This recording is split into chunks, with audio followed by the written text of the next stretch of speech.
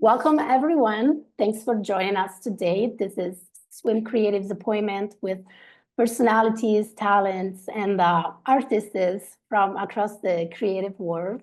I am joined today by my co-host, Stephanie Dunansky, senior copywriter here at Swim Creative. She'll be by my side for today's special interview. Hi, Steph. Good morning. Good morning. And we have a guest we are very excited to introduce and chat with. The purpose of these events is to highlight remarkable talent, spotlight brands that are building something unique, and to help shape conversations around creativity and the world that's constantly evolving around us. So as I said, I'm really excited to introduce our guest today, Simon Clowes. Born in London, Simon studied at Central St. Martin's College of Art and Design and the London College of Printing. After completing his studies in graphic media design, he relocated to Los Angeles to pursue a career in design for film and television. He has extensive experience in film, animation, and visual effects. Today, he is a managing creative director for Apple and a prominent personality in the creative industry. He's not only a strong creative leader, but also the host of my favorite podcast, The Object Subject Forum, which I recommend everyone to go listen to. In addition, Simon has earned numerous industry recognitions, including Emmy Awards, South by Southwest honors, and many more. But I won't take over the whole intro. Simon, thank you so much for being here. We're truly glad to have you and excited to chat more. Please feel free to add anything I might have missed. How are you today? Yeah, thank you. That was an intro I've never really heard before. So yeah, thank you. I really appreciate you having me here. And yeah, it's nice to hear everything back. But very kind. I'm not sure favorite podcast, but it is mine for sure. Too kind, too kind. I really appreciate it. Thank you. Well, thank you for being here with us. And before we dive in, I want to give everyone a quick overview on the main themes we'll be exploring in today's conversation. We'll be talking about Simon's creative career and his journey across several experiences. And also we'll be talking about creative leadership and mentorship, how strong creative voices can shape teams, inspire others, and leave a lasting impact across industries. We'll also look at the evolution of creative agencies, how the role of the agency is shifting, what's being redefined, and what remains essential in this new era. So let's get into it. And I guess we want to start from your early influences and education. Simon, my first question for you brings us back to your childhood and the early years of creative exploration. Would you walk us through your creative journey as a child? And what was the first creative challenge you remember overcoming? And how did that experience shape your approach to creative problem solving later on?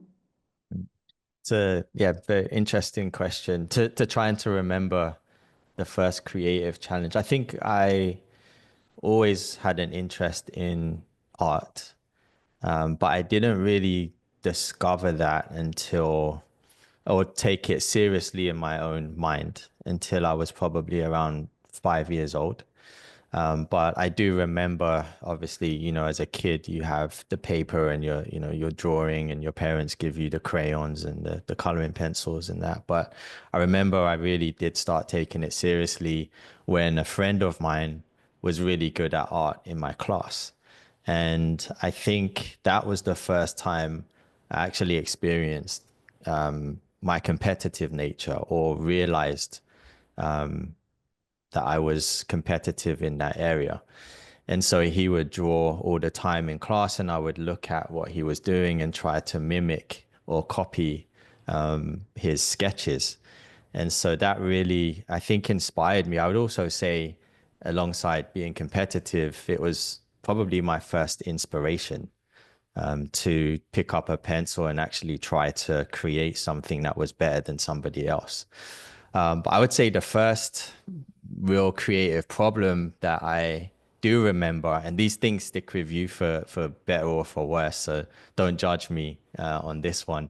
But I remember around the same time, I was probably 5 or 6 years old, I had this Lego set at home. And it was the traditional set. It was, yellow and red bricks. And they were the opaque versions. And my primary school that I went to, they had these cooler versions of Lego, which were these transparent bricks. And so I had this set and I was building a car at the time. And so my problem was that I wanted my car to be as cool as the sets that they had in my school.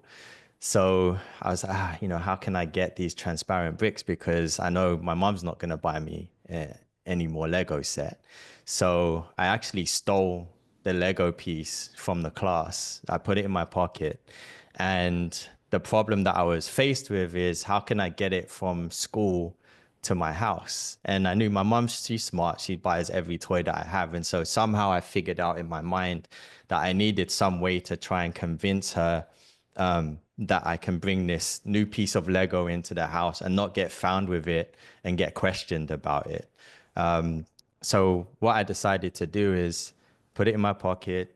I was walking home from school and I remember thinking, okay, how am I going to bring it out? How am I going to get it into the house? So I dropped it on the floor and pretended that I found it and said, "Oh no, mom, look what I found," And so I tried to play it off. It's really manipulative. Like, I'm actually surprised now looking back, like how I did that and why I thought that that was the way to do it. But it was a really interesting tactic. And what it taught me, I think, is looking back in retrospect, because I knew if she wasn't on board with me bringing that stolen piece of Lego into the house or found piece of Lego, then I'm obviously going to be in trouble and it's not going to come into the house and I'm not going to complete my Lego design, right? And so what that does teach, and I reflect on that now, is that if you can have a plan or a creative idea, but if you have to answer to someone, a client, a team member, somebody that you're laddering the work up into, you have to convince others to buy into what you're doing, right? And ways that you do that is generate excitement around an idea or a problem that you're solving to get someone else on board. So I always remember that, and I didn't know all of these things back then, but it was a kind of primitive subconscious thing, I suppose. So she did get on board with it and thought, I think probably till this day. So when she sees this video, she's probably going to be mad at me, but that was a long time ago. So there's some real confessions happening here Yeah, today. exactly. Well, that's pretty brilliant, I have to say.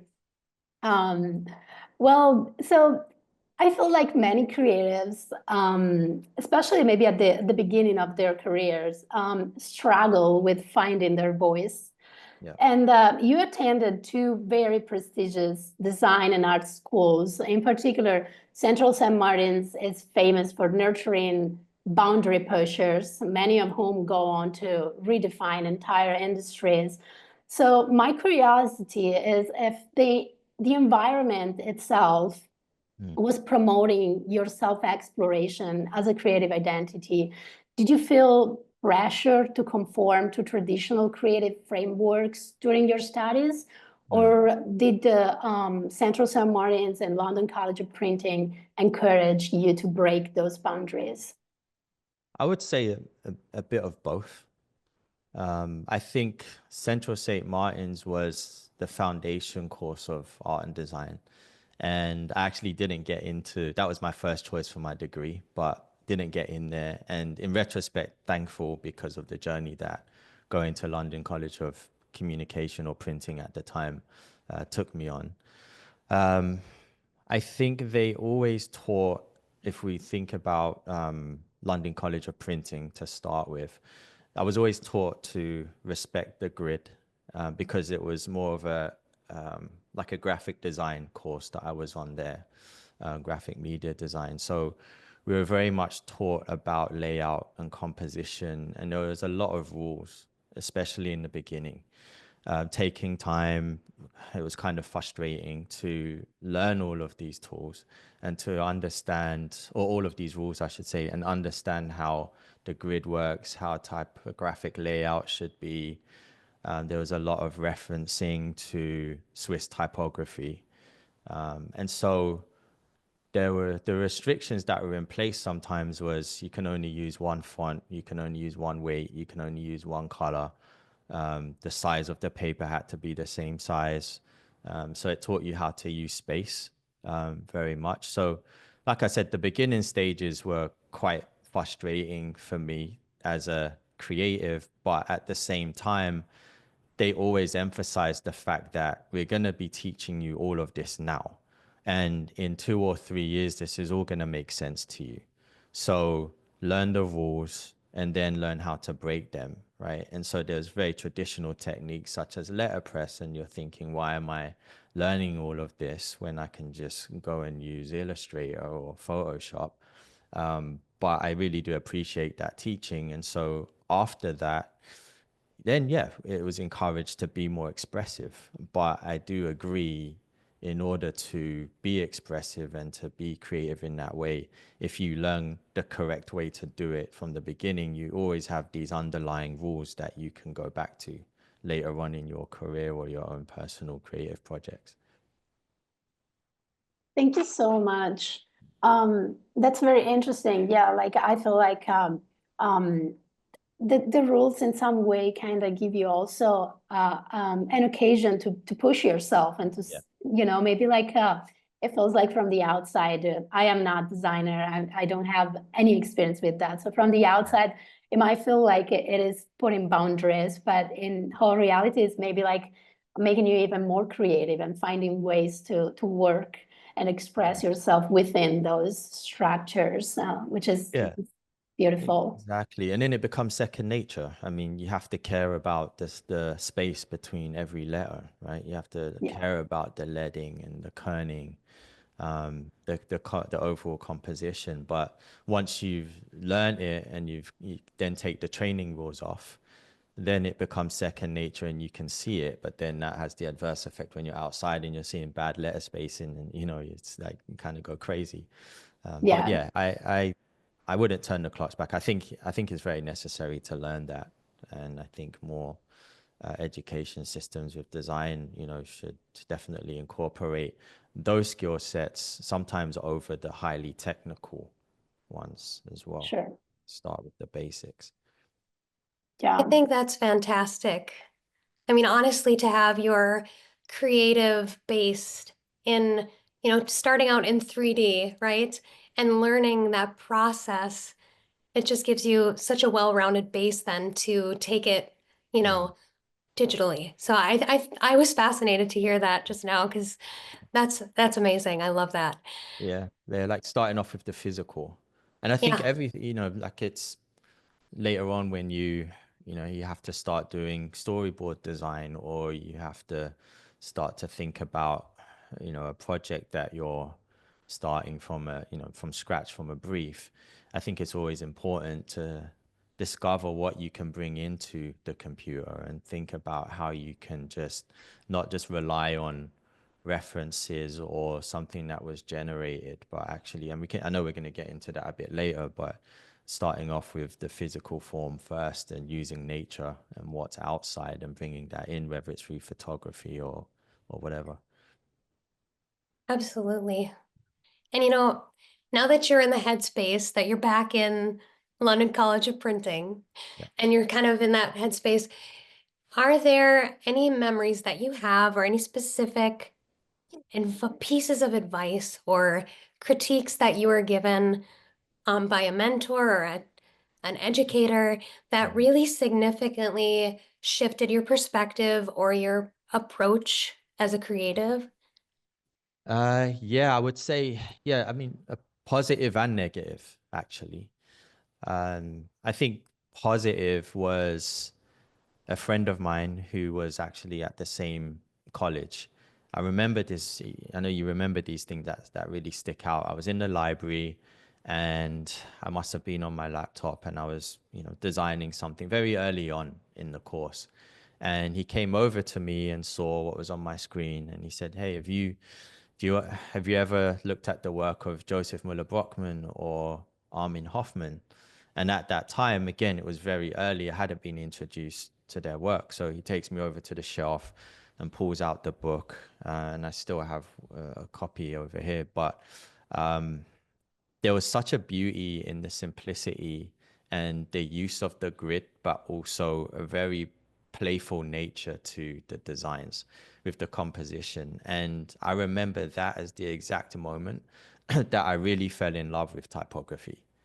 Again, I was kind of frustrated about learning all of these rules, but then I was able to see when you do, and these were the masters, right?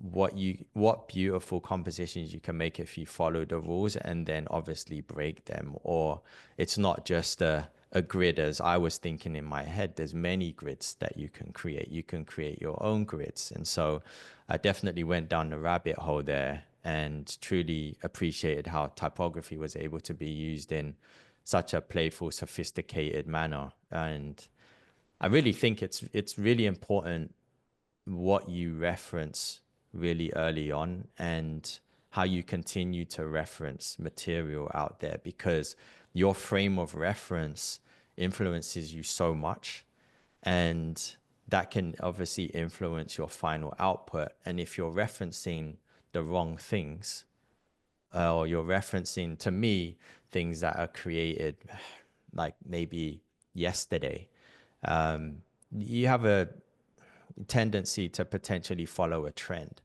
And so I like to reference things that are a lot older, maybe when those creators didn't have computers and didn't have the internet. So they only really have life to reference. And it's the same with very early filmmakers. You're referencing life, you're looking at how light works, you're looking at how people move, you're understanding, should shoot at this time of day versus that time of day. And I think there's a pure sensibility if you start to look at that work, because now we're kind of spoiled.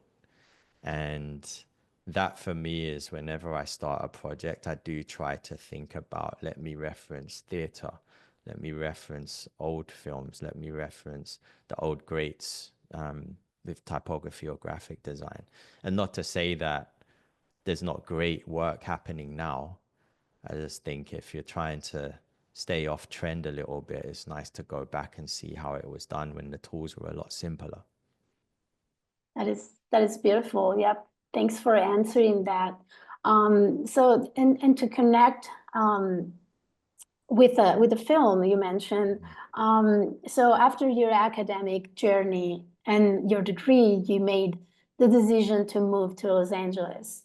Do you briefly want to talk about that decision? And in particular, I would love for you to share with our audience your experience working at Prowler Films under Kyle Cooper, which marked a turning point in your career. And can you share a specific moment when your creative expression truly aligned with professional execution? And what is the journey that took you there?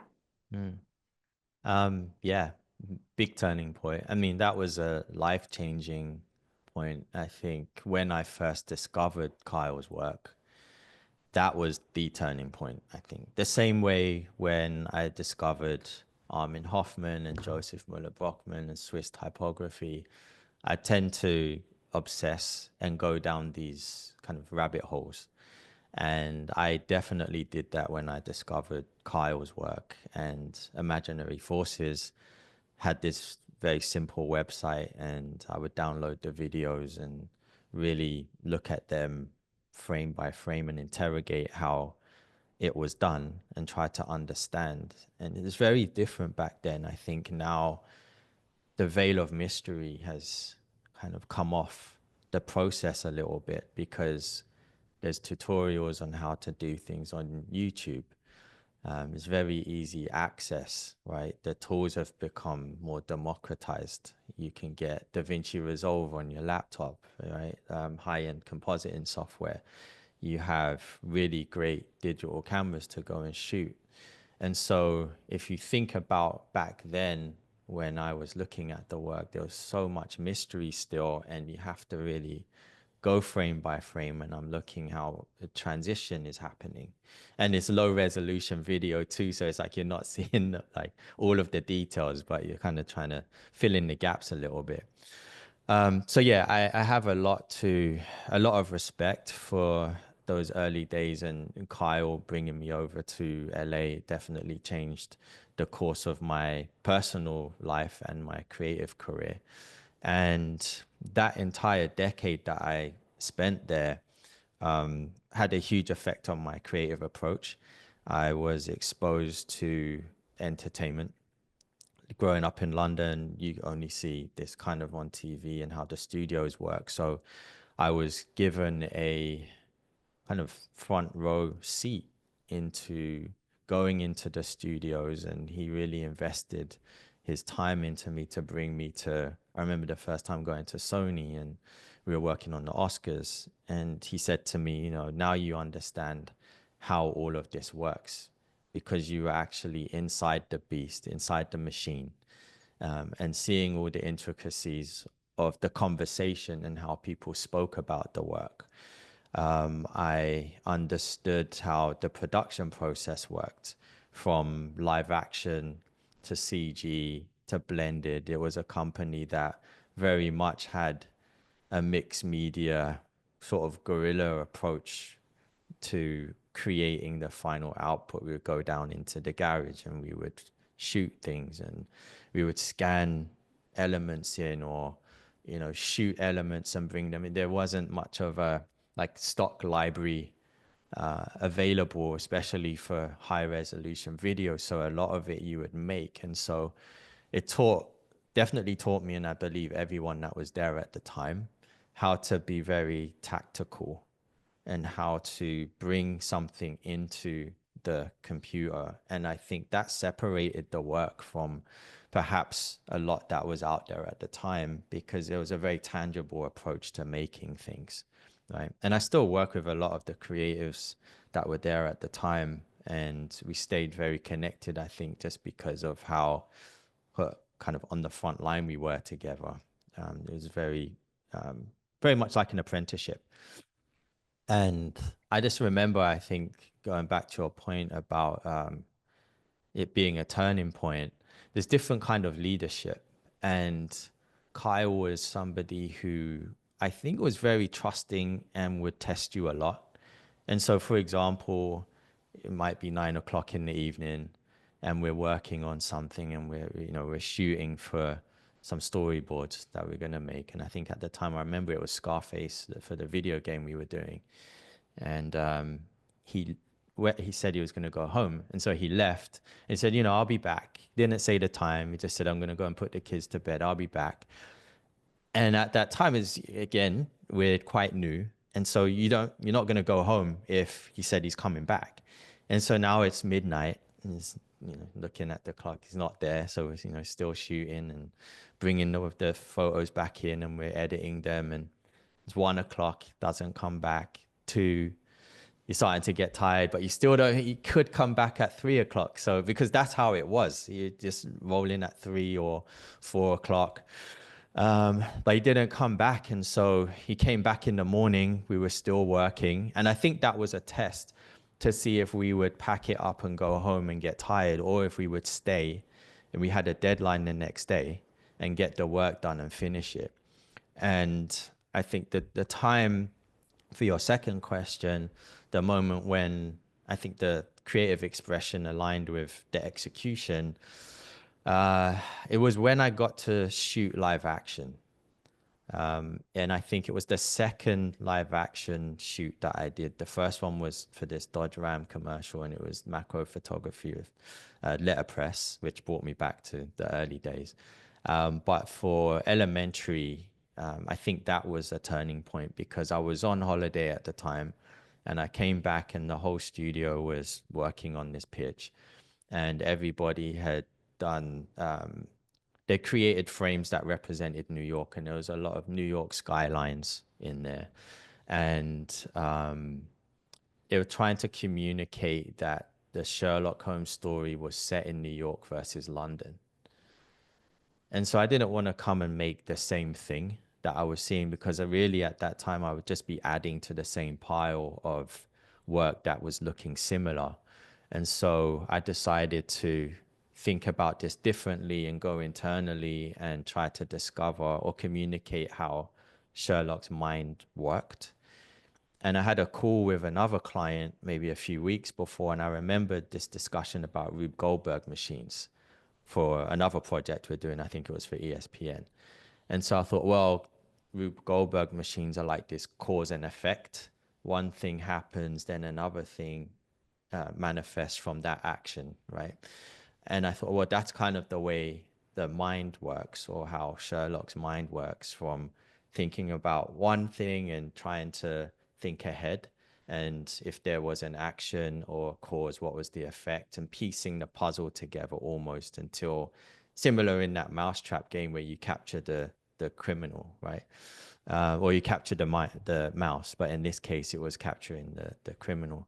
And so I was able to heavily influence the production design. The idea ended up winning, and we'll get onto this later too. But I think Kyle pitched the idea in front of the directors at that time. We were still kind of younger, so he did the pitches and defended the idea and actually helped sell it in. And I think it's very important as a creative leader, if you really believe in an idea, to protect it and make sure, if it does feel like it's over here, there's a tendency for something that's so different to be rejected. But if you believe in it and you see something in it, defend it also, and don't throw it out or just agree with the first no that you get. And so anyway, all the stars aligned. I was able to influence the shoot heavily, and yeah, that became, I think, one of my favorite pieces still to today. That's wonderful. And it's beautiful what you just mentioned about how great ideas sometimes, or ideas that are maybe a little bit more out of the box, get sometimes rejected, or there's some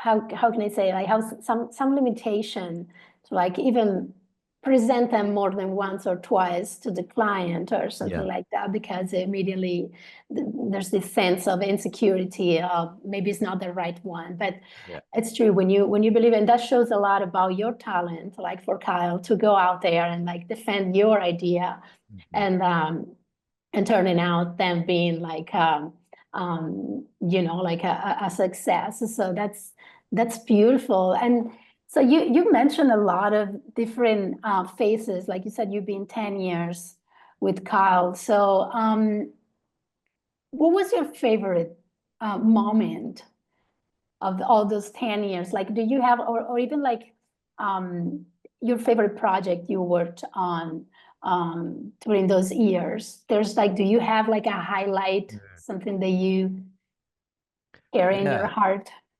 Yeah, I think there was many at that time. We were very fortunate that the phone would just always ring, and the projects that would come in the door because of Kyle and how he was known in the industry, and then also of course the company and the team members that were there, like just so much talent.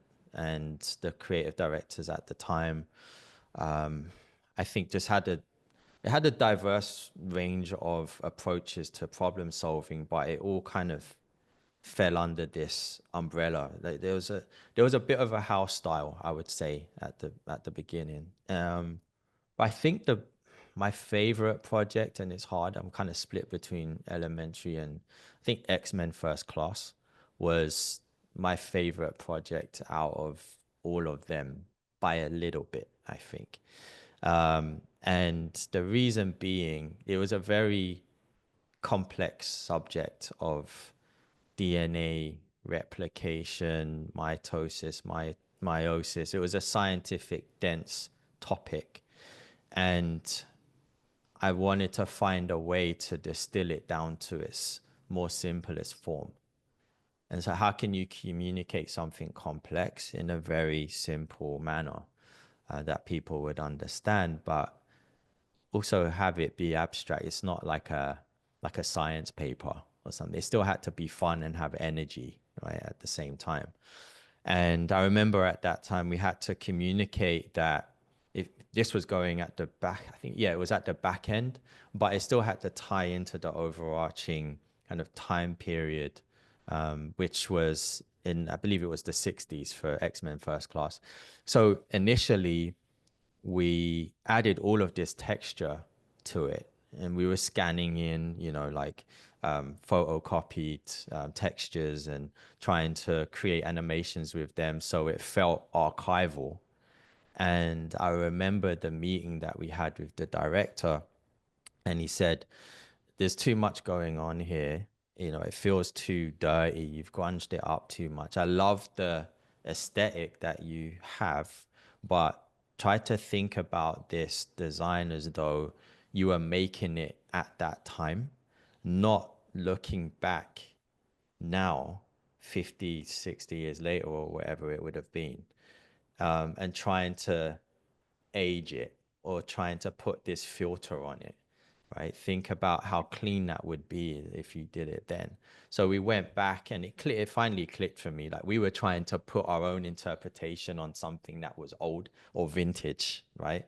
And that was a technique, and we used to do it quite a lot. You add texture and you have this, like, movement on the frame. So we simplified everything, stripped it all off, and that was a big learning approach for me too, is to not crowd the frame and let something breathe. And I remember being the creative director on the project at the time. It was, again, one of the earlier projects that I did lead, and I was working with Ash Thorpe at the time, and I was thinking about all of the ideas in which we could simplify the complexities and passing them to him, and he was designing some of the frames as well, along with myself and a few other people on the team. And yeah, I just think that everything really aligned, and the animation process was actually just with one person. It was myself and another animator, Alistair Wilson, who now I believe is back in London, and small team. And so sometimes those more intimate projects create a lot of value for you, because you have to really focus and dial something in and work with the budgetary restraints that you have to. Yeah, for sure. That is something that happens a lot also in the agency world. Yeah. And that's definitely something good to keep in mind when this kind of projects come around. So it sounds like typography and storytelling are central to your creative approach, in particular in that period of your life. And we know design sometimes, like we were saying earlier, seems like a discipline rooted in structure and rules, in particular for someone looking from the outside. But of course, to reach that level of recognition that you have and that you've reached in your career, I imagine there's a perfectly calibrated blend between functional design and pure individual expression that make your work stand out. So how do you navigate the fine line between functional design and pure creative expression in your work? Well, I think pure creative expression, you could kind of argue that that's art itself. And throughout my career, at least, I've always been paid for what I do. If I'm working at a company, there's a transaction there, right? So there's a limit, I think, to how far you can go to being fully creative in your own expression, or your selfish sort of creative desires that you want to communicate and put out there. So it's tricky. I think there's that tension between art and graphic design, you know. And what we create has to have a specific function.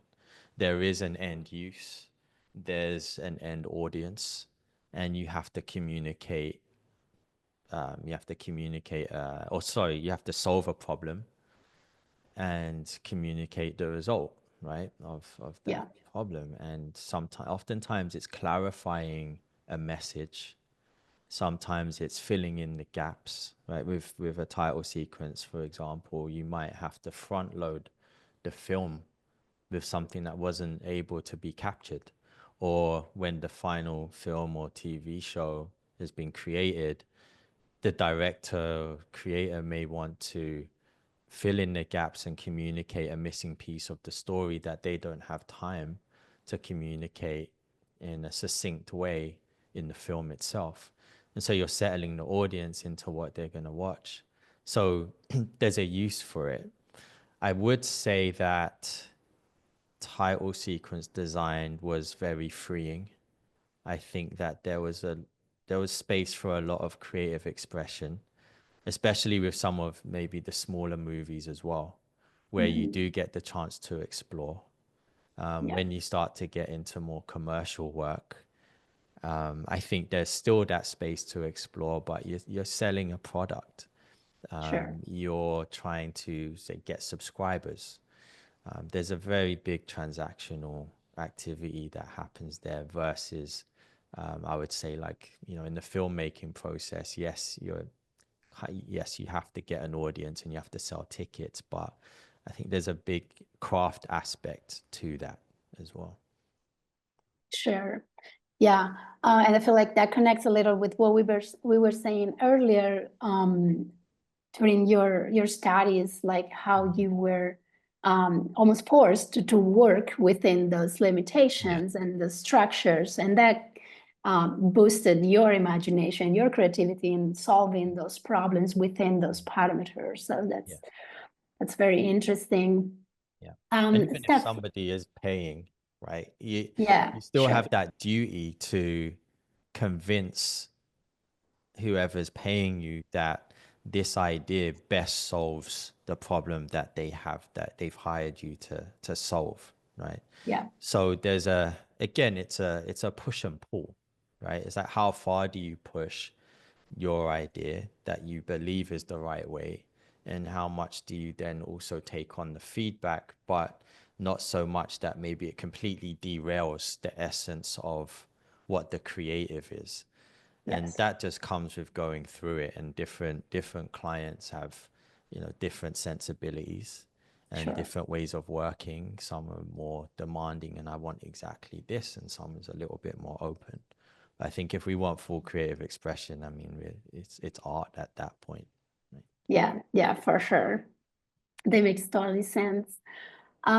Steph, there's any question you want to ask?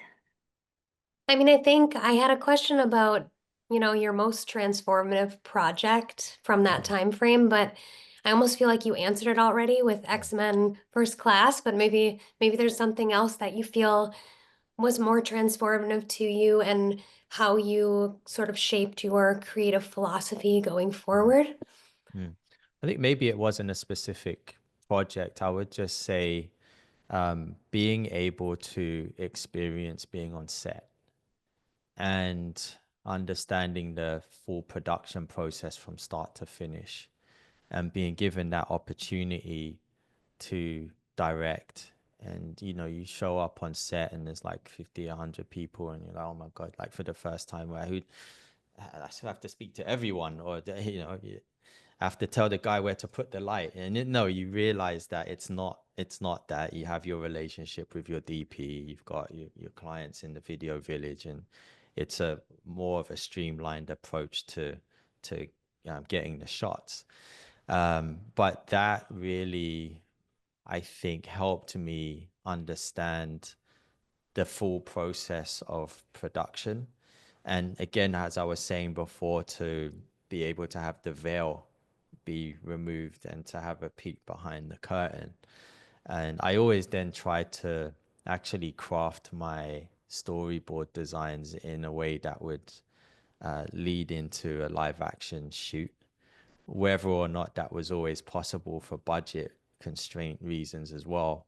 But I did appreciate, or still do appreciate, the craft, again, going back to what I was mentioning, bringing something into the computer versus having something that is just fully derived from a piece of software. That's great. Thank you for sharing that. Honestly, like hearing you talking about your story and your passion, it's truly fascinating.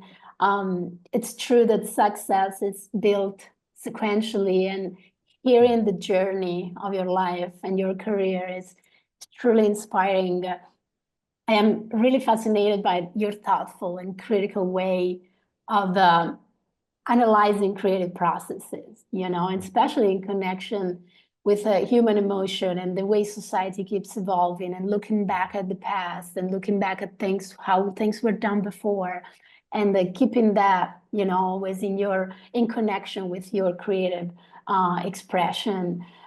I think that's what, in my opinion, makes your creative philosophy so compelling. You pay close attention to what's happening in the world, both culturally and creatively. Yeah. And so after many very successful years and accomplishments, you're now managing a full creative team. And I would love to talk a little bit about that as an introduction to a deeper talk about your leadership and mentorship approach. And I am sure working as a manager of a creative team is a unique challenge. And I'm interested to know, how have you balanced maintaining studio brand legacies while pushing creative boundaries? Yeah. I think even just to start with prologue again at the beginning, right? You go somewhere and there's an aesthetic or a house style, and you can kind of inherit that in a way because you're surrounded by the people that are making the work, and it kind of, even through proximity or osmosis in a way, you inherit this house style a bit. It has to rub off on you. There are some people that obviously have a very, very, very distinct style and come in with that. But speaking personally, entering the company at a very young age, you're likely to be quite impressionable, right? You're inspired by the work that is being done by your peers. And so that becomes a benchmark, as well as the references that you're surrounding yourself with externally, right? So with all of that, the question is, what can you bring to the table, and what style can you bring to the table, and how much of yourself are you bringing into that creative process, whilst working underneath this banner and finding your own style, especially somewhere where it's maybe a larger corporation with a more established brand and look and feel. That's again, this sort of push and pull with your creative aesthetic and the brand that you're actually within. And so I do try to, and did in the prologue days, sort of encourage the team to try and find the direction that works for you. But I think at the core of it was maintaining this essence of quality and respecting the brand where you are at. So if a brand has a very sophisticated, simple aesthetic, it doesn't make sense that you're going to create something that feels like it's really textural and elaborate and messy. And, I think you do have to follow some sort of structure and guidelines. At a creative studio, maybe it's a little easier to step a lot more outside of that.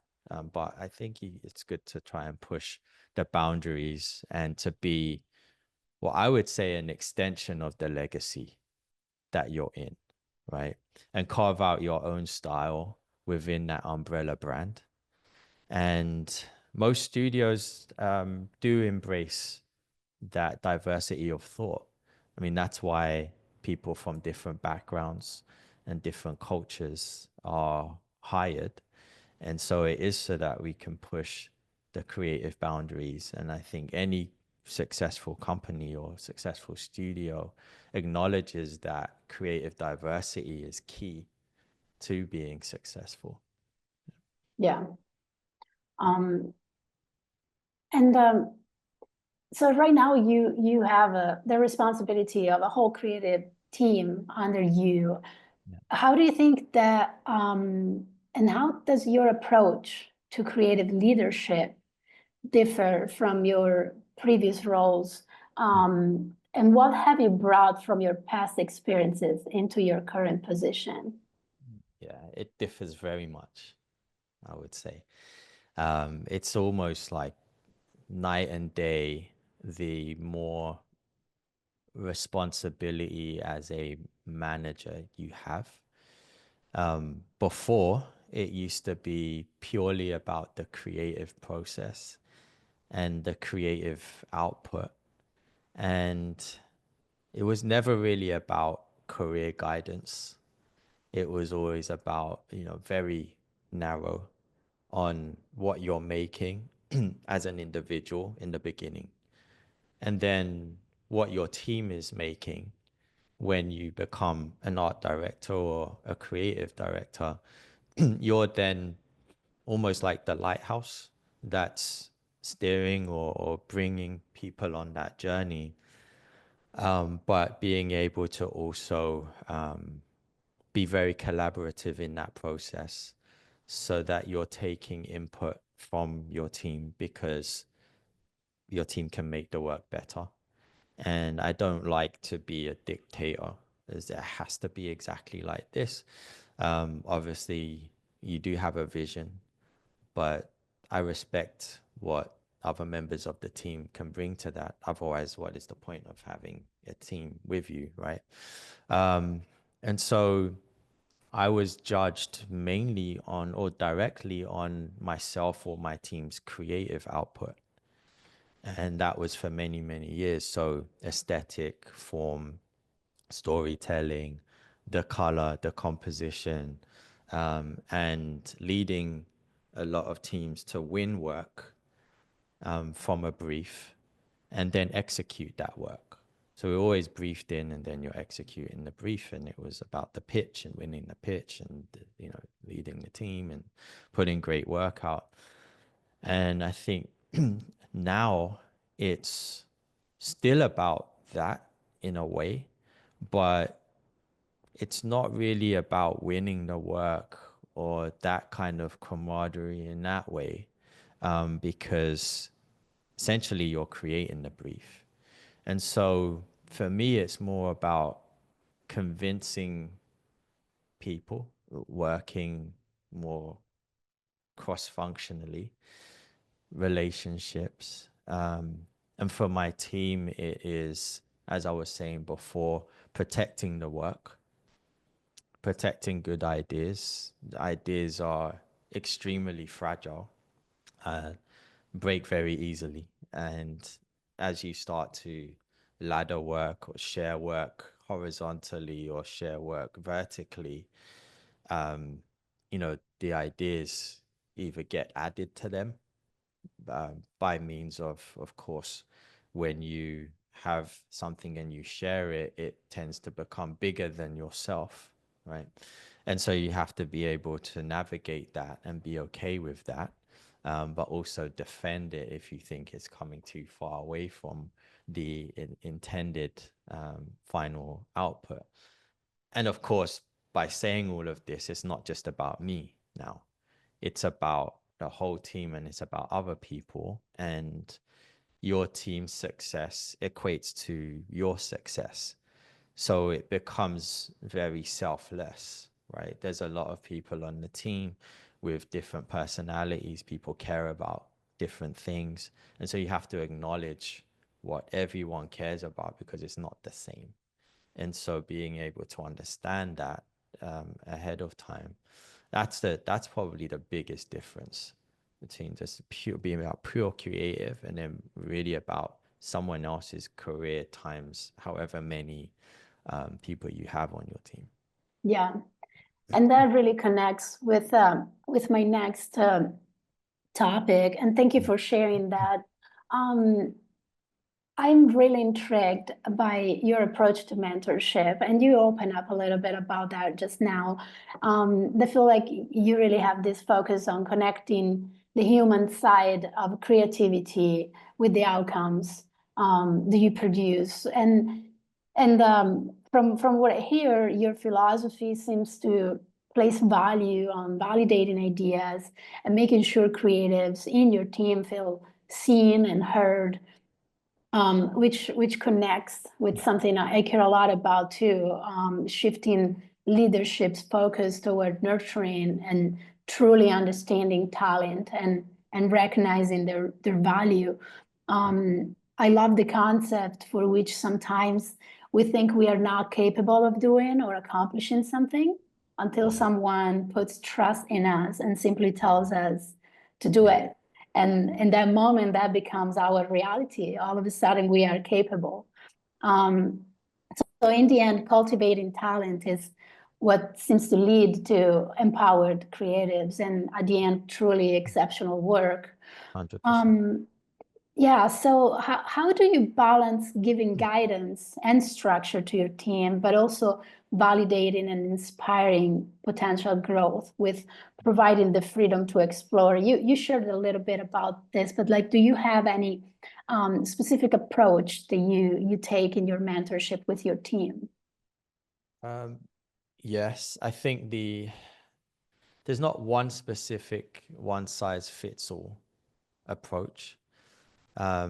If you have a lot of people on your team, like I was saying, people care about different things. People experience or interpret feedback or guidance or their environment in different ways, right? So you have to be very aware that person A is not going to respond to this the same way as person B, right? Or person C or D. And you'll care about something in your career or something drives you more than what Steph is driven with, right? So a lot of this is done, all right, my approach is a lot of it's done through one-on-ones. There's many vectors, and a lot of these things you can't discover just through the work. And so having one-on-ones with your team and sticking to it as well, because you're always busy. There's always a deadline. There's always a meeting. It's like 10, 15 meetings a day. But you have to make time to speak to the people that are on your team and get to understand who they are and what drives them, what excites them, what are they scared of, right? But the thing here is, to do that, you have to create this safe space for that conversation and for that exploration, because if you don't, you can't have these conversations. You can't have, they're very open conversations that you need to create an environment so that somebody feels even safe enough to have this conversation with you. And I feel like through these one-on-ones, like I try to be as open as I can about my own experiences too. And you have to know, in such a matrixed place or even a small design studio, where your teams are mentally, right? What potentially what are you dealing with on your day to day? What's bothering you? Like, not all the time everything is going to be amazing. You may have got a piece of feedback an hour ago and you feel like, quitting your job because it was pretty brutal. You came out of a very brutal review process, and we all know what that feels like, right? Sometimes it could be for good reason. Sometimes somebody could be in a bad mood. But this happens every day. You have the best reviews. Sometimes you have the reviews that just make you feel like really question yourself and let imposter syndrome seep in. But going back to the point about what does progress mean and what the people care about, it could be understanding that people care about finances a lot more than the creative. Some people care about the creative a lot more than finances. Some people care about both. I want both. I want the best projects. I want all the money, like I want to be promoted this year. So there's different vectors and people at different stages of their career, right? But it's really understanding how people move, I think. Burnout is a whole other topic, but being able to see when someone on your team is struggling with that, it could be creative burnout, or it could be burnout because you're just working too much. And that balance and constantly reassessing the balance on the team, who's got too much work, who hasn't got enough work, right? And noticing that, who maybe feels like they have enough work, but I can see that you could really push your boundaries here. And here's an opportunity that I think you should take. And it may be uncomfortable, but in the long run, maybe you can't see what that could do for you in the future. But this is an opportunity that could really be a pivotal moment for you. But encapsulating all of that, I would say the word for me it's empathy. And if you don't have that as a creative lead or a lead in general, like I personally don't understand how you can lead successfully for a long period of time. And I say for a long period of time because you can lead without it or have a little bit of empathy, but I don't think it's sustainable. Yeah. And that's controversial. People won't agree with that. But I think you have to be able to, with a team or in negotiations also, be able to have the ability to step outside of yourself and step into someone else's shoes, whether you're negotiating with them or whether you're mentoring them to understand how they feel at any specific time. And I think that's a skill set that should run core across leadership in whatever room you're in, is to be aware also of your impact on other people when you step into that room. If you're in a position of a hierarchy or a position of quote unquote power, right, where people are looking to you for leadership and answers, you have to be very aware of your actions, your facial expressions, your tone in the room, right? And Yeah. sometimes you have to think about when to encourage, when to have that, bring that tough love, and how everyone responds to information very differently through feedback, words, briefs, etc. So, yeah, saying all that to say, I think empathy is huge. Yeah, it's very similar to my vision of leadership. I always think like you kind of need to step outside of yourself. You need to practice looking at yourself from the outside and distancing yourself from your own center Yeah, in order to be able to um, be a good leader for others. It's kind of like you said a word earlier, selfless, yeah, and that's kind of it. It's like wanting to see others succeed almost more than your own success. It's exactly. separating the two things. Yeah. Can I Steph. just interject here that this is why I so enjoy listening to you, Simon, when you speak about creativity and you speak from such a place of realness and empathy and vulnerability. Mm, And being in a creative career, you have to put yourself out there and you have to be vulnerable. yeah, And what really stuck with me from what you just said, all of it just rings so true. But, saying like crafting that safe space and having that trust, you really have to trust your team.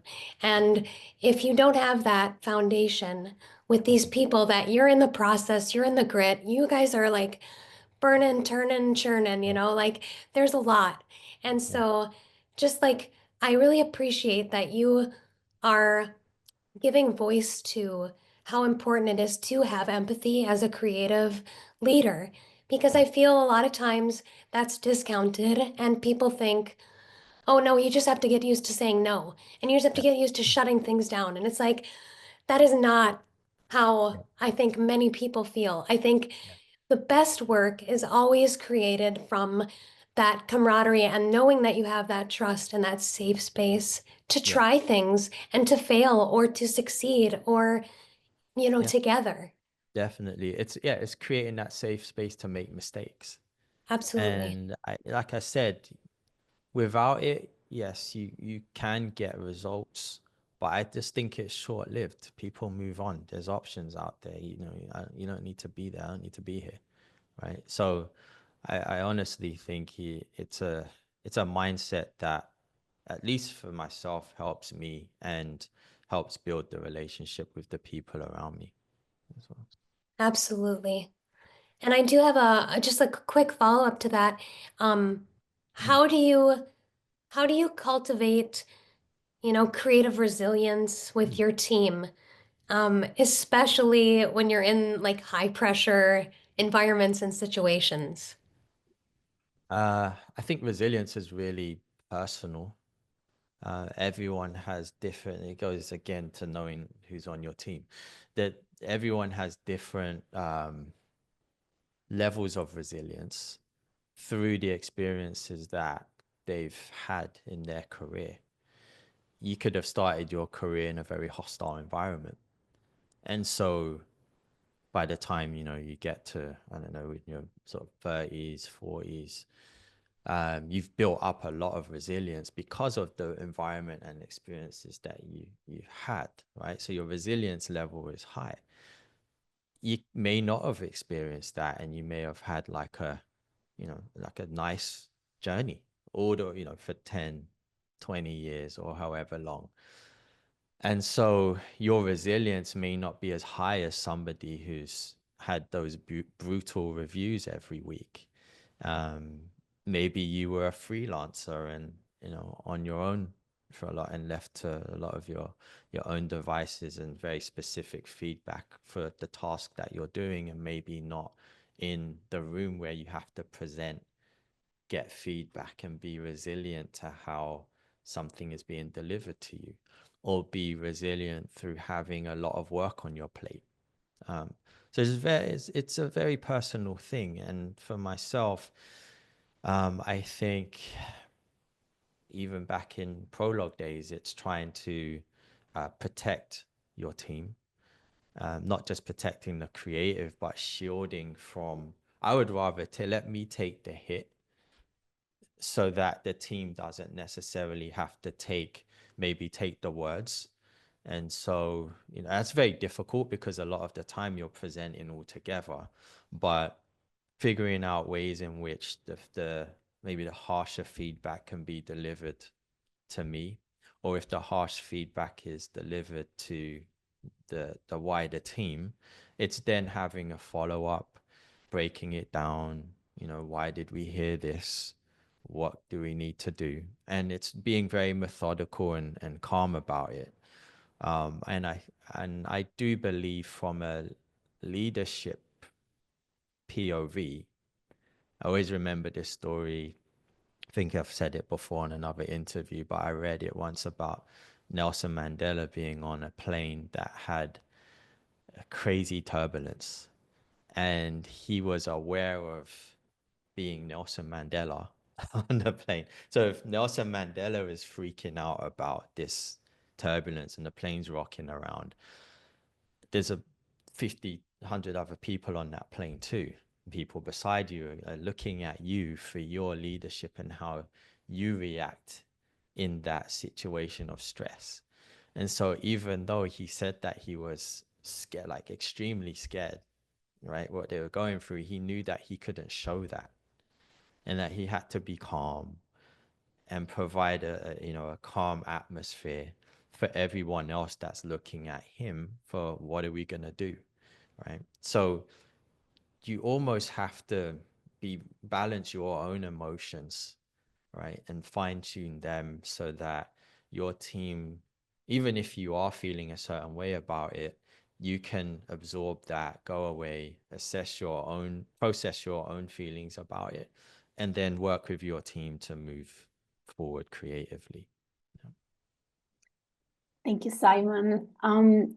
So as you know, we are a creative agency, and I think it's very interesting to be able to have this conversation because I really think you have valuable insights that could apply to an agency environment.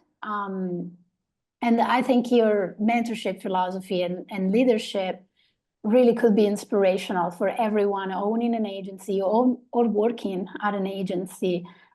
In particular, that is navigating the rapid technological advancements, the dropping client budgets, and overall the evolving client expectations. So I do have a couple of questions for you.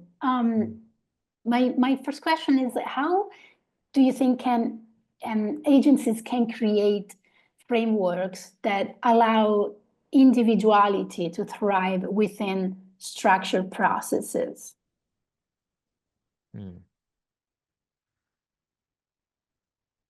Individuality within a structure. I think the way to do that, honestly, is to really pay attention to listening to individual needs.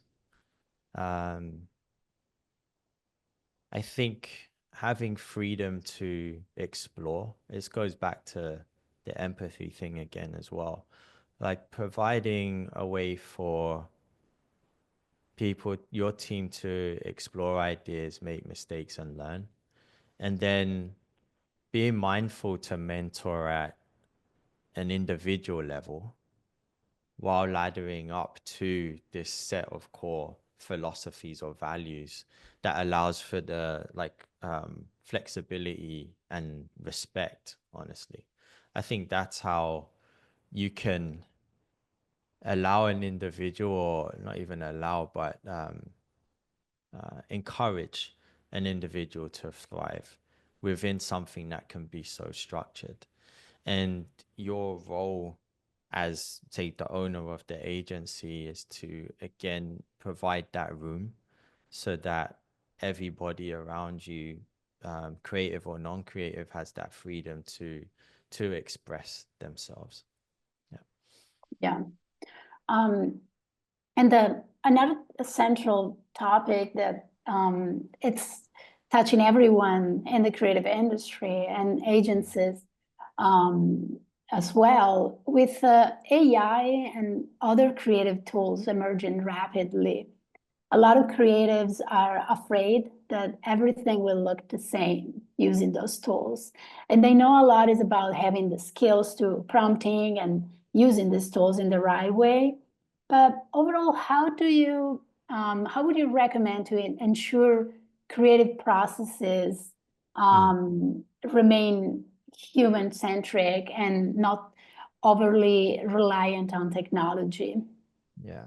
I can speak to my own personal experience or my own personal work for this one.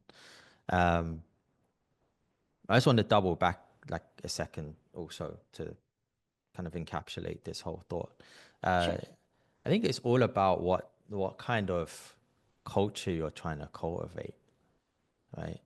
You have to know what you're aiming for first, right? New technology is always evolving, is evolving very rapidly now. But what are you trying to achieve creatively at a high level? Building frameworks around that. The strategy is extremely important, because otherwise you don't really have a lighthouse to what you're going towards anyway. So when there's so much noise around you, it's very easily to get distracted, right? And there's not like this one size fits all. I think you have to create a core set of values, think about these values, and ensure that those values ripple through your conversations, through your organization, through your interactions, through the good and the bad, right? So to answer your question about advancements in technology, right? It's all about using the technology for the things that you want to create. And I read something online the other day, and it was talking, I had to laugh. It said there's a difference between a chef's dish and a microwave dinner, right?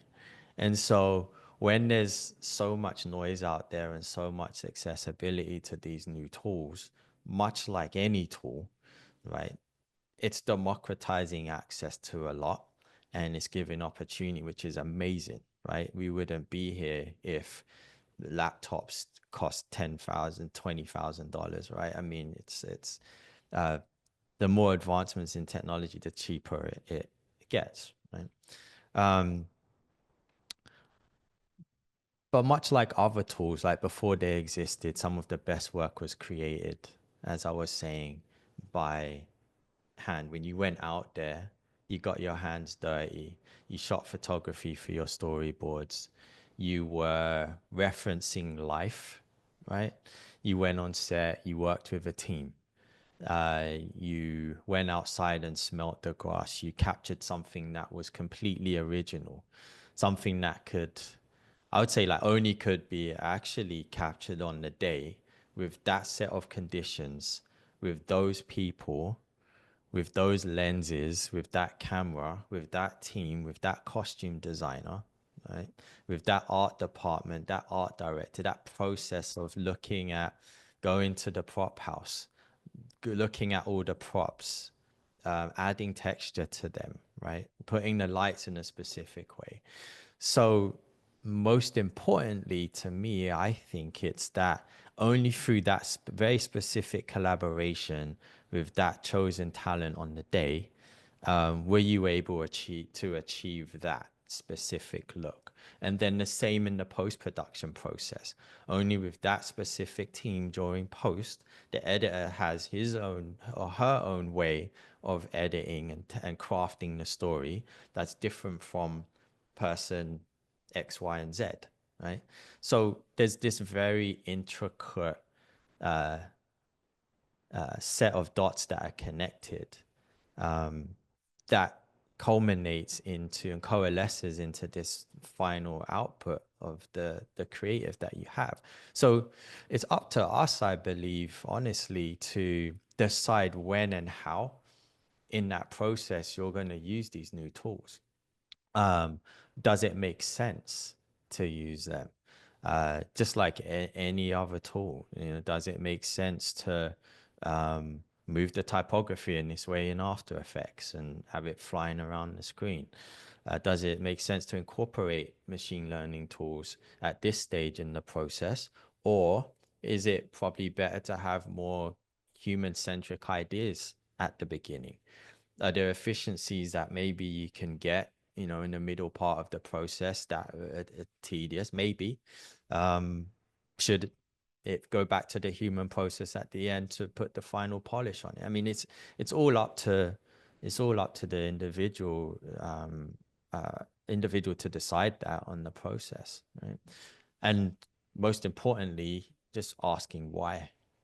Yeah, sure. For me, yeah. Like you don't have to use those tools. Like if they help and they make sense in the process, it's good to integrate them. Otherwise, there is no, we always have we live in this world where we have so many things coming out new constantly, and we feel like we need to adopt everything immediately and use everything. But it's important to stop and like think about what makes sense.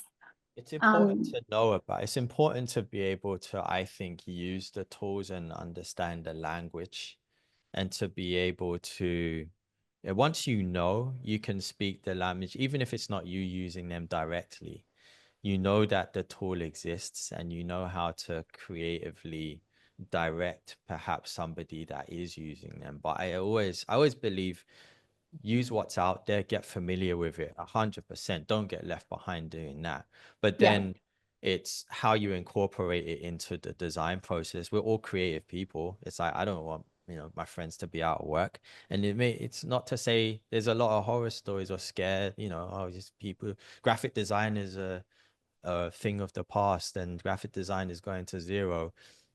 Maybe some of it, But you know, I honestly don't believe that. I think that you have to, there's gonna be huge value, I believe, on human thought Yeah. and something that is human made, right? And we can look back on this conversation in 10 years and see if I'm right. Yeah. Hopefully I'm still in a job, you know? Yeah. Steph, is there anything you want to add? No, I don't think so. I think that was perfect. Great. So there's one last thing. We're running out of time, but that I really wanted to talk about. You're rocking your CryptoPunk as your PFP, and you've clearly been putting in the work around brand perception. You have an amazing track record of accomplishments and recognitions as a creative leader. You've been invited to speak at many important events, and your podcast has generally become, as I said, one of the most uniquely interesting and inspiring ones I've come across personally. But why am I saying all this? Because to me, it's all a package. It's the continuum of who Simon Clowes is and what you represent creatively and culturally. And that brings me to the topic of personal branding and reputation equity.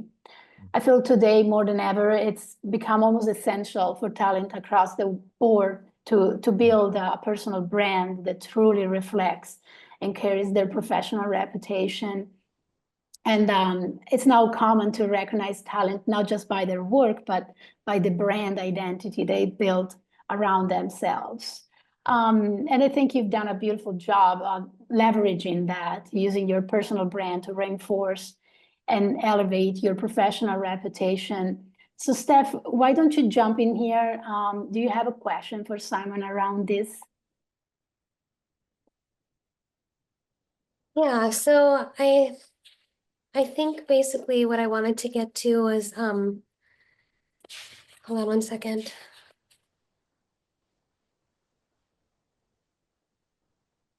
So just wondering, Maria, did you have something that you wanted to ask? Yeah, so I can start this. So what advice would you give creatives? It's a common phenomenon. We've seen it with NFTs, the social media. There's a lot that it's like there's a lot of talent that is already doing that, like building their personal brands. But as this phenomenon, this trend grows, what are some advices that you will give to creatives that want to build their personal brands? And also, how do you advise they build and maintain their reputations over the long term? Yeah, I think first of all, it's definitely advisable to make sure you're thinking about it. Like your personal brand, early on in career, we kind of focused on the work, and the work is the be all end all. My portfolio, the next thing I can post up on Vimeo, right? I want the accolades, I want the awards, which, yes, goes into your brand and your success and how you're viewed. But that's only like one, to me, that's one aspect of it, right? I believe you have to make sure to, complement that with building respect through your actions and how you carry yourself beyond the portfolio or beyond the awards that you're trying to chase or that you're getting. And it doesn't mean shouting online or posting your work every minute. I think it is all about your reputation and being able to port your reputation. This goes back to actually the first episode, right, where Ricardo was talking about porting your reputation from one place to another, because you can be the king or queen at one place that you've been for 10 years, but how do you bring that reputation somewhere else where you're starting again, where you're going off by yourself and you're building a company, or maybe it's just you as a solo creative. Oftentimes your reputation could be tied very specifically to where you work. So if you're under a big brand or a big umbrella, I believe it's very important not to get complacent that, oh, you know, I'm so and so with so and so title at X company, right? Not to rely on that, because you shouldn't rely on your role or position to define you. It's defining you for that moment, in that place and that specific moment in time. But then who are you as an individual, right? What's your character? How are people talking about you in other spaces? What impression are you leaving? What 3 words do people say when they're describing you, right? And you can do that test. Like, you can ask people, what are the 3 or 4 things that come to mind when you think about me as a creative, as an individual? You know, being very specific in how you interact. And I know this could be maybe a little controversial, but we've all seen many instances where you could spend a long time somewhere and put all your effort into this one place, and then the rug can get pulled on you. You know, the company could make a wrong decision, the company closes down, it may not require your services anymore. So it's very important to start to define who you are as an individual and what your reputation is and how people perceive you when you're obviously not there, right? So thinking about that ultimately at the same time as you're thinking about your execution of the work you're creating. Yeah, that's very important. Like you said, sometimes we put a lot of work when we work for a company, and it's then when the chapter ends, it's like the work that we put in vanishes with that experience. Yeah. Instead, being able to leverage and collect all those experiences into your own identity and bring it to the next. And we can get very complacent about that. And talking from experience, early days, you work somewhere amazing, you then leave. If you're not careful, your reputation is tied to that place, like I said. And then when you go off, like I went off and, you know, I kind of put 1 foot into making a company, not 2 feet. I didn't have a building, but you know, you want to then start building direct to client relationships yourself, right? Yeah. And then there's this whole trust thing that comes into that, because we hire you because you have the machine behind you, and we have that trust that that work can be executed at the same level that we've seen you do it, right? When you're on your own, people are not stupid. They know that maybe you don't have that infrastructure, right? Yeah. Or you don't have that same team, right? So then you're almost starting again and porting that reputation again through something that you're starting from scratch, right?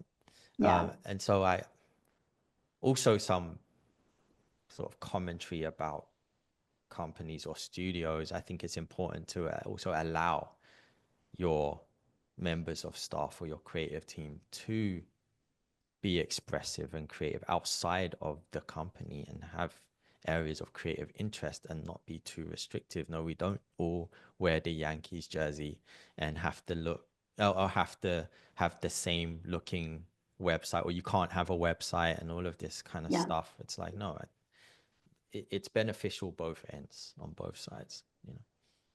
Yeah, 100%. Simon, we're getting to the end of this beautiful chat. We really appreciate you joining us today. Thank you so much for sharing your journey, all the insights, and your creative wisdom. It's been incredible to hear about your approach to leadership, mentorship, and how you think about creativity. I think we can all take away something valuable from your perspective. And for everyone watching, I encourage you to continue following Simon's incredible work, especially through his podcast, Object, Subject, Form.